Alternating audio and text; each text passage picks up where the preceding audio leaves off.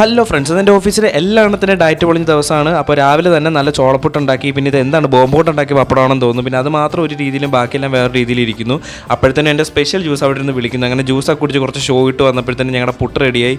ഈ പുട്ടിനെ പറ്റി പറയാനുണ്ടല്ലോ, ഇത് വേവുമ്പോഴുള്ളൊരു മണവും കഴിക്കുമ്പോഴൊരു ടേസ്റ്റും എനിക്കിപ്പോഴും അതിൻ്റെ വായിലുണ്ട്.